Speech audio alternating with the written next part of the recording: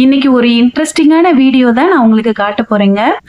ஒரு சிலரோட கேள்விகளுக்கு நான் இன்னைக்கு பதில் சொல்ல போறேன். ஃபர்ஸ்ட் கேள்விக்கு போலாமா? நீங்க வீடியோல எல்லாத்தையும் சொல்றீங்களே, இது யூடியூப்ல சம்பாதிக்கத்தானே? உங்க பிள்ளைங்க ஸ்கூல்ல இருந்து வர்றப்போ பசங்க ஏதாவது கேட்டா அவங்களுக்கு எவ்வளவு அசிங்கமாகும்? இப்படி பண்ணாதீங்க அப்படின்னு ஒருத்தவங்க கேட்டிருக்காங்கங்க. அவங்க சொன்னதுல எந்த தப்புமே கிடையாது. இத பத்தி நான் ஆல்ரெடி வீடியோவும் போட்டிருக்கேன். என் பிள்ளைங்களுக்கு அசிங்கமாகும், ஸ்கூல் டீச்சர்ஸ் எல்லாம் பார்ப்பாங்க அப்படின்றதுக்காக தான் இந்த மாஸ்க நான் போட்டுட்டு பேசுறேன் அப்படின்றத நான் சொல்லியிருக்கேன். பிள்ளைங்க வந்து கண்டிப்பா அசிங்கப்படுறதுக்கு வாய்ப்பு இருக்குங்க. அது உண்மையா தான் நீங்க சொல்றீங்க. அதுக்காக தான் நான் பயப்படுறேன் எப்பவுமே. என்னை வெளியில காட்டிக்கணும் அப்படின்னு நான் நினைக்காததுக்கு காரணமே பசங்களுக்கு எந்த ஒரு அசிங்கமும் வந்துடக்கூடாது அப்படின்றதுக்காக தான்.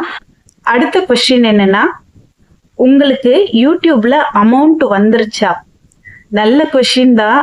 என்னோட வீடியோ பார்த்துருப்பீங்க. யூடியூப்ல அமௌண்ட் வந்திருந்தா நானே வந்து ரொம்ப சந்தோஷமா உங்ககிட்ட நான் ஷேர் பண்ணியிருப்பேன். இன்னும் அமௌண்ட் வரலைங்க. அடுத்த கொஸ்டின் பார்க்கலாம். உங்க குடும்ப விஷயத்த எதுக்கு யூடியூப்ல போடுறீங்க? நீங்க சொல்றது கரெக்ட் தாங்க. இது போடக்கூடாது, ரொம்ப பெரிய தப்பு தான். என்கிட்ட சொல்றதுக்கு வேற விஷயம் இல்லை. நான் சமைக்கிறத வந்து நான் டெய்லி காட்டலாம், அதுதான் ஆரம்பிச்சேன். அப்படிதான் நான் ஆரம்பிச்சேன்.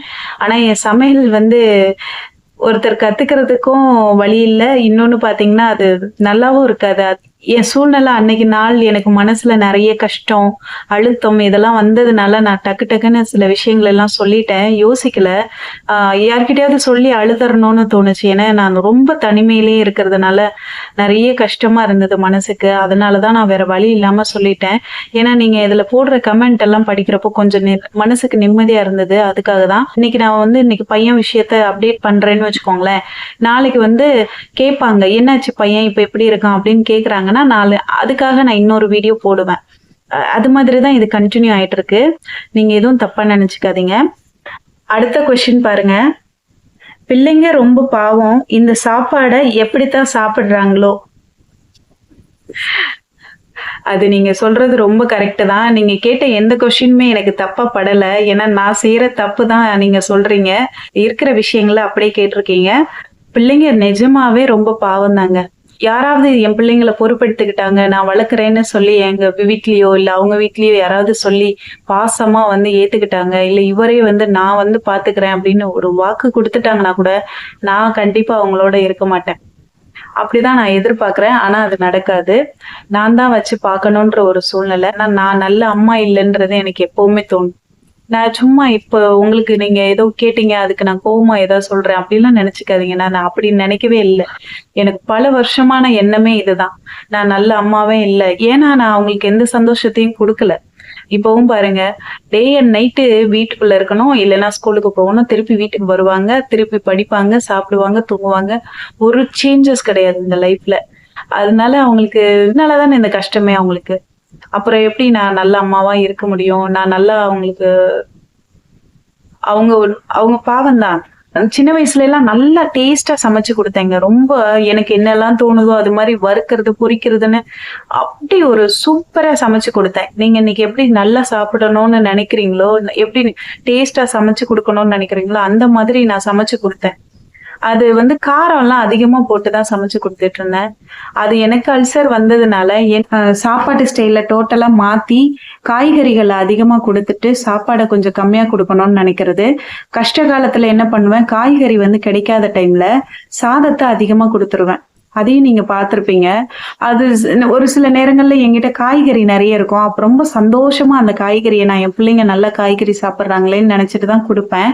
அப்போ சாதம் கம்மியா எடுத்துக்கிற மாதிரி இருக்குமா, அப்போ வெஜிடபிள் சாப்பிட்டா அவங்க வயிறுக்கு வந்து ரொம்ப நல்லது. இன்னொன்னு காலையில எழுந்தா பாத்ரூம் ஃப்ரீயா போகலாம், நிறைய சத்துக்கள் கிடைக்கும். அப்படிலாம் நான் நினைச்சுக்கிட்டு தான் கொடுத்துக்கிட்டு இருந்தேன். அடுத்த கொஸ்டின், நான் தெரியாம தான் கேக்குறேன், உங்களுக்கு சமைக்க தெரியுமா தெரியாதா? சமைக்க தெரியும் எனக்கு நிஜமாவே. இப்போ பையனுக்கு ஆயில் கொடுக்க கூடாது, உப்பு சேர்க்க கூடாது, காரம் அதிகமா கொடுக்க கூடாது, ஸ்பைசியா எதுவுமே கொடுக்க கூடாது. அப்ப நான் வந்து அவனுக்கு டயட் ஃபுட்டு தான் இப்ப கொடுத்துட்டு இருக்கேன். நீங்க அதை தான் இப்ப பாத்துட்டு இருக்கீங்க. பாத்தீங்கன்னா என்ன, இது ஒரு 60 வயசு ஆளு சாப்பிடுற சாப்பாட்டை போய் இப்படி கொடுக்குறாளே, எப்படி இந்த பிள்ளைங்க சாப்பிடும் அப்படித்தானே நீங்க நினைக்கிறீங்க. அவனுக்கு இப்படிதான் நான் கொடுத்து ஆகணும், இப்ப கட்டாயம், வேற வழி இல்ல. டாக்டர் இப்படிதான் கொடுக்க சொல்லியிருக்காரு. ஆனா பெரிய பையன் சின்ன பையனுக்காக அட்ஜஸ்ட் பண்ணி சாப்பிடுறான். அதுதான் இதுல இருக்கிற ஒரு கொடுமையான விஷயம். பாசம்னு கூட சொல்லலாம். விட்டு கொடுக்கறதுன்னு சொல்லலாம். ஒரு கமெண்ட் பார்த்தேன், ஆயில் கொஞ்சமாவது சேர்க்கணும், அந்த ஆயில் கண்டென்ட்டும் நமக்கு உடம்புக்கு தேவைன்னு சொல்லி ஒரு கமெண்ட் பார்த்ததுக்கு அப்புறம் தான் நம்ம கடுகு போட்டு அந்த எண்ணெயில தாளிக்கிறப்ப அந்த கடுகுல இருக்கிற அந்த சத்துக்களுமே குழந்தைக்கு தேவை. கருவேப்பிலை போடுறது அதுலயுமே தேவைப்படும். அதனால நம்ம அந்த இதை வேண்டான்னு நினைக்க வேண்டாம், கொஞ்சமா ஆயில் ஊத்தி லைட்டா கடுகு கருவேப்பிலையாவது போட்டு தாளிச்சு கொடுங்க அப்படின்னு சொன்னாங்க. அது ரொம்ப சரின்னு பட்டுச்சு. அதனாலதான் நான் இப்பெல்லாம் கொஞ்சம் தாளிச்சு கொடுக்குறேன். நீங்க பார்த்திருப்பீங்க, முன்னால சுத்தமா ஆயிலே சேர்க்காம தான் சமைச்சிட்டு இருந்தேன். இப்ப நான் கொஞ்சம் ஆயில் சேர்த்து சமைச்சு கொடுத்துட்டு இருக்கேங்க. ரொம்ப டேஸ்டா சமைக்கணும் அப்படின்னு சொன்னா கண்டிப்பா எனக்கு சமைக்க தெரியும். ஆனா அத நான் செய்யறதுக்கு இப்ப முடியாது. அதனாலதான் நான் செய்யல. இப்ப இந்த மாதிரியே கொடுத்து கொடுத்து கடைசியா காரமோ உப்போ ஏதாவது அதிகமா இருந்தா பிள்ளைங்களால சாப்பிட முடியல. இந்த நாக்கு இப்படியே பழகிருச்சுங்க. அடுத்த கொஸ்டின் என்னன்னா, அதான் யூடியூப்ல காசு வருதே, அப்புறம் என்ன கஷ்டம்? யூடியூப்ல காசு வரலங்க. யூடியூப்ல நம்ம நினைக்கிற மாதிரி கிடையவே கிடையாது. ஒரு சில சேனல்ஸ் எல்லாம் பாத்தீங்கன்னா பேரா போடுவாங்கல்ல, அவங்க எல்லாம் லாக்டவுன் டைம்லயே நல்லா ரீச் ஆயிட்டாங்க. அவங்களுக்கு வர்ற வியூஸ் அது எல்லாருக்குமே வராது கண்டிப்பா. அதே நேரத்துல அவங்க சம்பாதிக்கிற மாதிரி பாருங்க. கரண்ட் போயிருச்சு. இப்ப கரண்ட் வந்ததுக்கு அப்புறம் தான் நான் இனிமே பேச முடியும். இல்லைன்னா நான் இப்படியே கண்டினியூ பண்றேன். ஏன்னா என் கண்ணு மட்டும்தான் உங்களுக்கு தெரிஞ்சா போதும் இல்ல. எனக்கு இன்னும் இன்கம் வரல. இன்னும் ஒரு 2 ப்ராசஸ் முடிக்கணும்ன்றதுனால அந்த டைம் எடுத்துச்சு. அப்படியே யூடியூப்ல இன்கம் வந்ததுன்னா கூட கண்டிப்பா நான் உங்களுக்கு சொல்லுவேன். அடுத்த கொஸ்டின் என்னன்னு பார்க்கலாம். கரண்ட் இல்ல, உங்க ஹஸ்பண்ட போலீஸ்ல கம்ப்ளைண்ட் பண்ணுங்க அப்படின்னு ஒரு கமெண்ட் வந்திருக்கு. போலீஸ்ல கம்ப்ளைண்ட் என்னால பண்ண முடியல. அதுக்கு காரணம் என்ன அப்படின்னா, என்னைக்காவது ஒரு நாள் அவர் வருவாரு, வந்தா அந்த பிள்ளைங்களுக்கு அவரு ஏதாவது ஒண்ணு பண்ணுவாருன்னு இன்னும் நான் நம்பிட்டு இருக்கேன். அது ஏன்னு எனக்கு தெரியல. இப்படிதான் நான் இதுதான் என்னோட குணமும். அதனாலதான் என்னால கம்ப்ளைண்ட் கொடுக்க முடியலங்க. கம்ப்ளைண்ட் கொடுத்தா ரொம்ப கோவப்படுவாரு.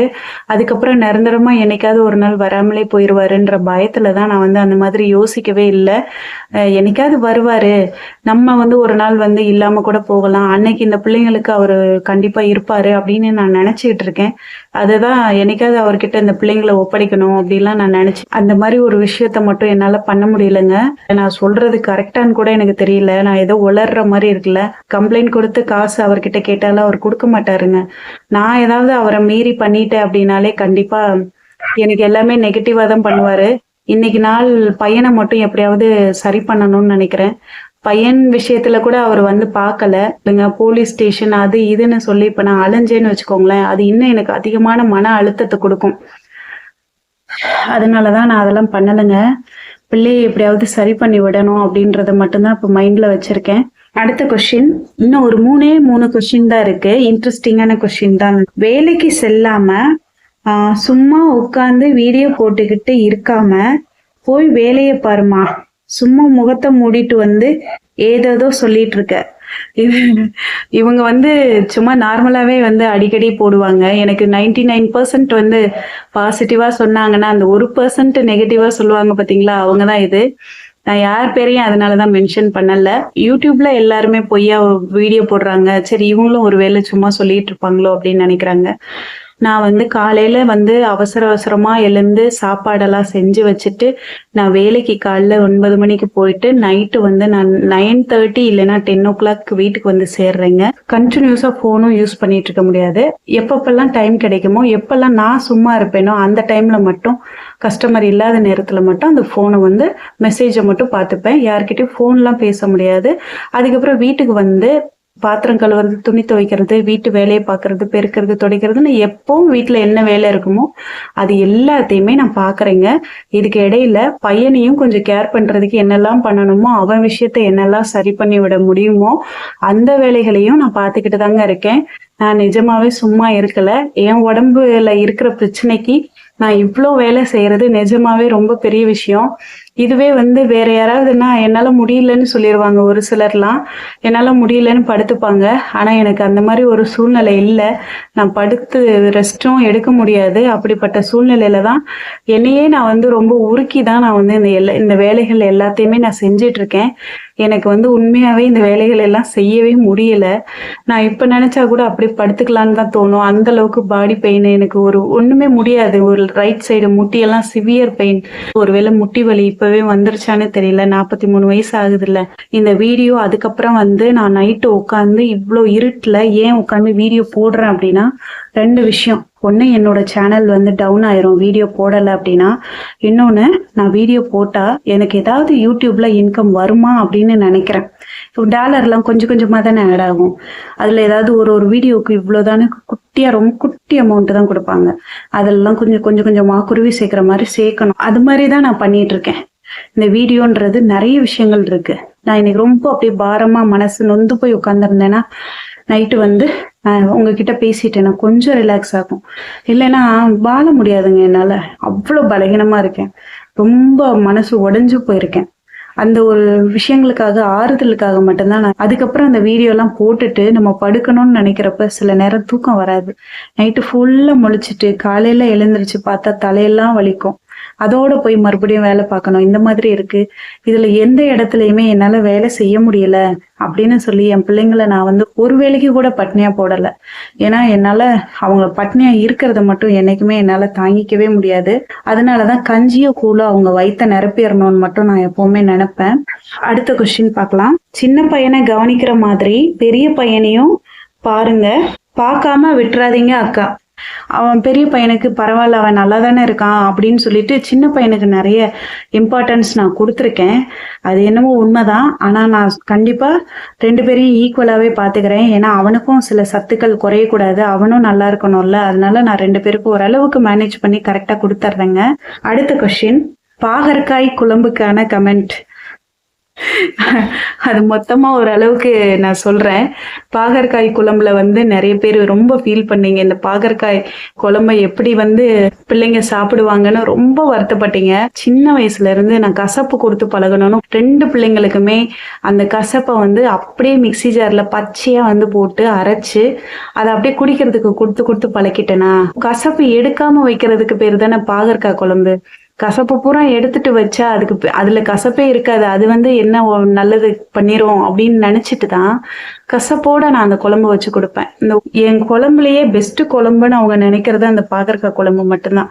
அந்த பாகற்காய் குழம்பு நான் என்னைக்கு வைக்கிறேனோ அன்னைக்கு மட்டும்தான் அவங்க கொஞ்சம் சாப்பாடு அதிகமா சாப்பிடுவாங்க. நீங்களே நேர்ல வந்தா கூட நீங்க கேட்டீங்கன்னா கூட அவங்க சொல்லுவாங்க, அம்மா வைக்கிற குழம்புல உனக்கு ரொம்ப பிடிச்ச குழம்பு என்ன அப்படின்னு நீங்க கேட்டீங்கன்னா கண்டிப்பா சொல்றது பாகற்காயை தான் சொல்லுவாங்க. அந்த அளவுக்கு அதை பிடிக்கும். நீங்க சாப்பிட மாட்டீங்கன்னு நான் ஏன் சொல்றேன்னா, நீங்க வதக்குறது அதெல்லாம் நான் பண்ணாம குழம்பு வைக்கிறேன்ல, அதனால நீங்க கண்டிப்பா அதை சாப்பிட மாட்டீங்க. அதுக்காக தான் நான் உங்களுக்கு சாய்ஸ் நான் கொடுக்கல, நீங்க வந்து சாப்பிட்டு பாருங்க அப்படின்னு சொல்லி. ஆனா அந்த குழம்பு ரொம்ப நல்லா இருக்குங்க நான் வைக்கிறது. வீட்டுல கஞ்சி போட்டு கொடுத்தாலும் கொடுப்பேனே தவிர ஹோட்டல்ல வாங்கி தந்ததில்ல. இந்த மாதிரியான விஷயங்கள்லாம் பண்ணதுனால என் சமையல அவங்க பெரிய விஷயமா நினைக்கிறாங்க. அதனாலதான் அந்த பசியில அம்மா எப்ப சமைச்சு கொடுப்பாங்கன்னு காத்துட்டு இருப்பாங்க. கொடுத்த உடனே சாப்பிட்றதுக்கு காரணம் அதுதாங்க. இதெல்லாம் உங்களுக்கு புதுசா தெரியுதுல்ல. எனக்கு ஆசைதான் ஏதாவது விசேஷ வீட்டுக்கெல்லாம் கூட்டிட்டு போகணும், நல்லா எல்லாமே வெரைட்டியா வச்சு அதுங்களுக்கு சாப்பிட வைக்கணும் அப்படின்னு. அந்த மாதிரியான சூழ்நிலை கூட எனக்கு அமைஞ்சது கிடையாது. அப்ப நாங்க எப்படி வாழ்ந்திருப்போம்னு நீங்க இமேஜின் பண்ணிக்கோங்க. நான், பிள்ளைங்க, இவ்வளவுதான் எங்க வாழ்க்கை. அவர் இருந்த வரைக்கும் நாங்க 4 பேரு, அவர் இல்லாதப்ப நாங்க 3 பேரு. இதுதான் எங்களோட வாழ்க்கை. இந்த இருட்டுல பேக்ரவுண்ட்ல எதுவுமே இல்லாம உங்களுக்கு தெரியுது பாத்தீங்களா? அது மாதிரிதான் எங்களோட 3 பேரோட லைஃப்ல பேக்ரவுண்ட்ல எதுவுமே இல்லை. நல்ல எக்ஸாம்பிள்ல இருட்டுல இந்த வீடியோ அருமையா எடுத்துட்டேன்னா, எனக்காக என் பையனுக்காக எப்படி நீங்க வேண்டிக்கிறீங்களோ அதே போல நீங்க எல்லாருமே நல்லா இருக்கணும்னு நானும் வேண்டிக்கிறீங்க. நீங்க நல்லா இருக்கணும், சந்தோஷமா இருக்கணும், எப்பவுமே சிரிச்சுக்கிட்டே இருக்கணும். இந்த வீடியோ பிடிச்சிருந்தா மறக்காம லைக் பண்ணிக்கோங்க. நன்றி, வணக்கம்.